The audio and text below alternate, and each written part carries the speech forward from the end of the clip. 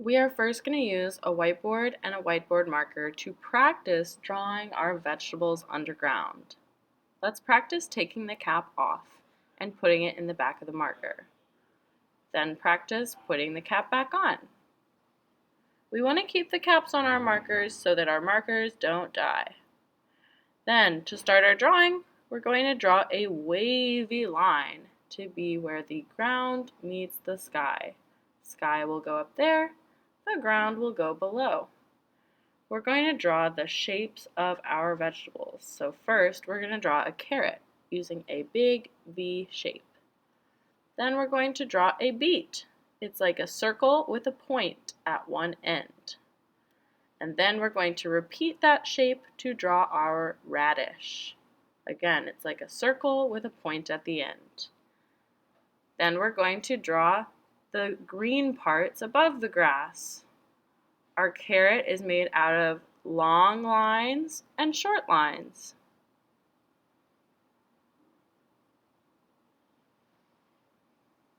You can also make little Y shapes, making those short lines into V's. Then we're going to make these little curved leaves for our radish and our beet. They're kind of like little upside down U's. Then you can add the veins using a long line and some short diagonal lines on each side. When you finish your drawing with the whiteboard, you're going to carefully take the cap of your marker and put it back on your marker top. Then you're going to raise your hand for Ms. W, and she's going to come around and look at your sketch before giving you a piece of paper. If your sketch looks good, you'll get a pencil and paper, and like always, we write our name on the back. Write your name and flip the paper over. You can use your whiteboard next to you to remember the steps, starting with a wavy line for the ground, and then making all these shapes of the vegetables underground.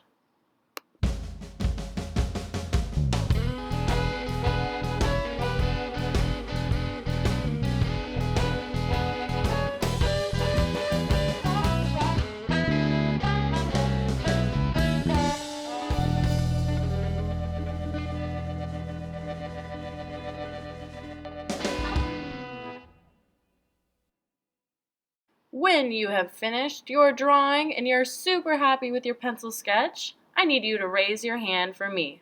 I will give you some oil pastels, and you can unzip the baggie and take out all the colors to see them.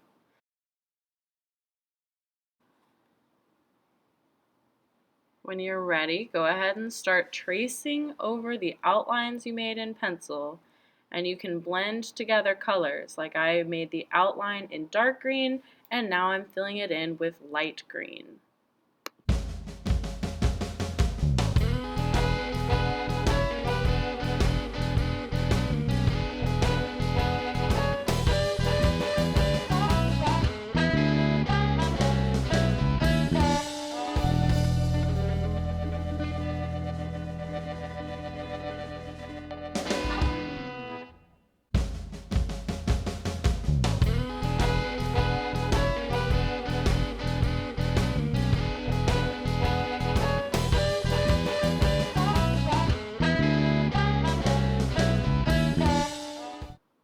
You can also add a texture to the soil using a black or brown oil pastel and make little dots only on the bottom half of our paper where the soil is.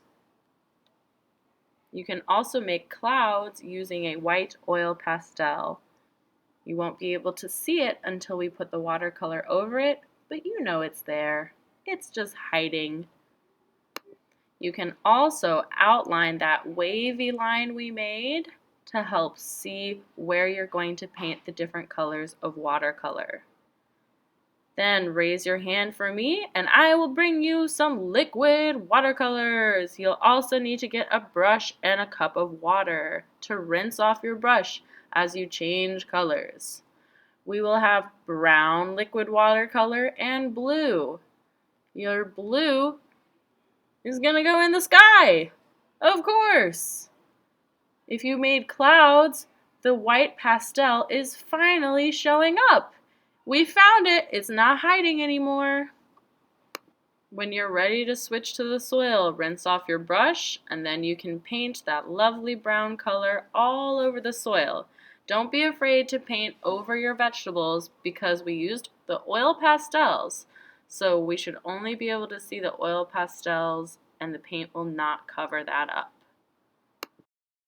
When you are finished, raise your hand and I will give you permission to put your art on the drying rack.